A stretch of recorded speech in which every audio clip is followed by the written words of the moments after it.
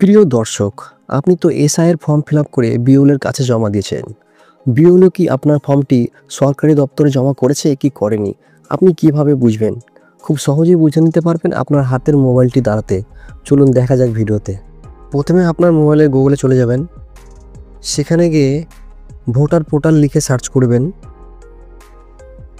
তারপরে দেখবেন প্রথমে একটি অপশান দেখাবে ভোটার সার্ভিস পোর্টাল, সেখানে আপনি ক্লিক করবেন। তারপরে দেখবেন ওপরে আপনার এক জায়গায় দেখবেন লগ ইন লেখা আছে, সেখানে লগ ইনে ক্লিক করবেন আপনি। সেখানে ক্লিক করার পরে ওখানে আপনার ফোন নম্বর বা ইপিক নম্বর, যেটা ভোটার আইডি নম্বর বলছে, সেখানে আপনি দিয়ে দিতে পারেন বা ফোন নম্বর দিয়ে আপনি লগ ইন করতে পারেন। আমি এখানে আমার ফোন নাম্বার দিয়ে লগ ইন করে নিলাম এবং নিচে দেখবেন ক্যাপচা থাকবে, সেই ক্যাপচার দেখে same to same fill up করবেন।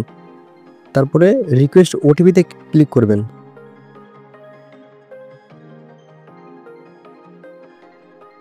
আমি ওটিপিটা ঠিকঠাক দেখে বসিয়ে নিচ্ছি, আপনারাও ঠিকঠাক বসিয়ে নেবেন।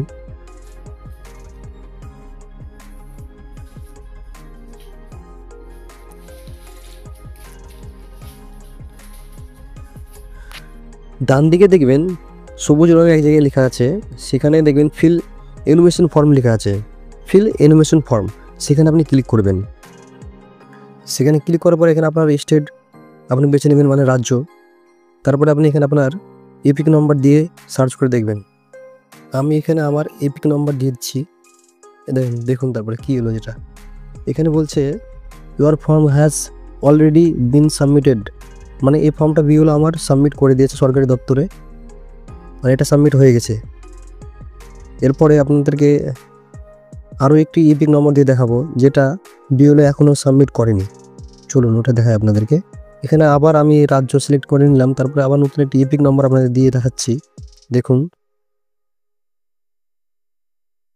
সার্চ করলাম, দেখুন এখানে দেখুন নিচের দিকে দেখা যায় লাল হয়ে আপনার লেখাগুলো দেখাবে।